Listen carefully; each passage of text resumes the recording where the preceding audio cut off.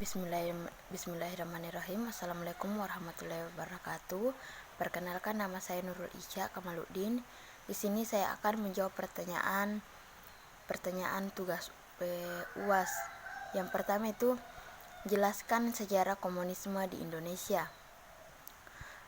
Partai Komunisme Indonesia atau PKI itu adalah sebuah partai politik di Indonesia yang telah bubar, atau PKI adalah partai komunis non-penguasa terbesar di dunia setelah Uni Soviet dan Tiongkok, yang pada akhirnya dihancurkan pada tahun 1965 dan dinyatakan sebagai partai terlarang pada tahun berikutnya.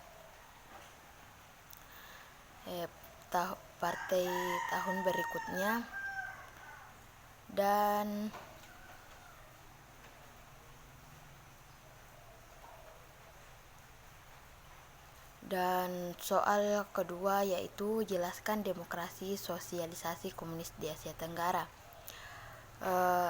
Negara di Asia Tenggara dengan bentuk pemerintahan Republik Sosialis ideologi komunis masih digunakan di Vietnam, khususnya dalam bidang politik. Republik Sosialis Vietnam masih dikuasai oleh satu partai tunggal hingga kini. Namun Partai Komunis Vietnam telah melakukan reformasi sejak 1986 dengan meliberalisasikan sektor ekonomi tertentu. Dan pertanyaan yang ketiga yaitu jelaskan demokrasi liberal atau kapitalis di Asia Tenggara. Demokrasi liberal adalah suatu demokrasi yang mendapatkan kedudukan badan legislatif lebih tinggi daripada badan eksekutif. Demokrasi liberal lebih menekankan pada pengakuan terhadap hak-hak warga negara dan karenanya lebih bertujuan menjaga tingkat representasi warga negara dan melindunginya dari tindakan kelompok atau negara. Yang keempat yaitu jelaskan perkembangan demokrasi Islam di Asia Tenggara. Islam di Asia Tenggara awalnya menyebar dari wilayah Indonesia, khususnya di daerah Perlak Aceh sejak abad ke-7 Masehi. Setelah mengalami perkembangannya, Islam menyebar ke wilayah Asia Tenggara lainnya, khususnya ke Semenanjung Malaya.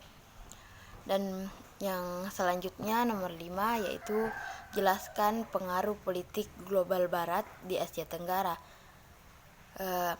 Dasar strategi politik di Asia Tenggara itu tetap didasarkan pada democratic pitch ke dalam setiap negara selalu berkaitan dengan isu-isu global seperti HAM dan demokrasi, lingkungan hidup dan perdagangan bebas. Dan pertanyaan ke-6 yaitu jelaskan pengaruh politik barat dalam perkembangan demokrasi Islam di Asia Tenggara.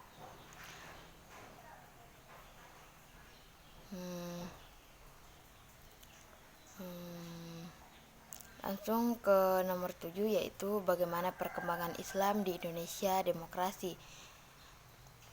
Teori politik Islam menyebutkan 3 ciri demokrasi Islam, yaitu pimpinan harus dipilih oleh rakyat, tunduk pada syariah, dan berkomitmen untuk mempraktekkan syura. Sebuah bentuk konsultasi khusus yang dilakukan oleh Nabi Muhammad SAW yang dapat ditemukan dalam berbagai hadis dengan komunis mereka. Itulah yang sempat saya paparkan. Sekian.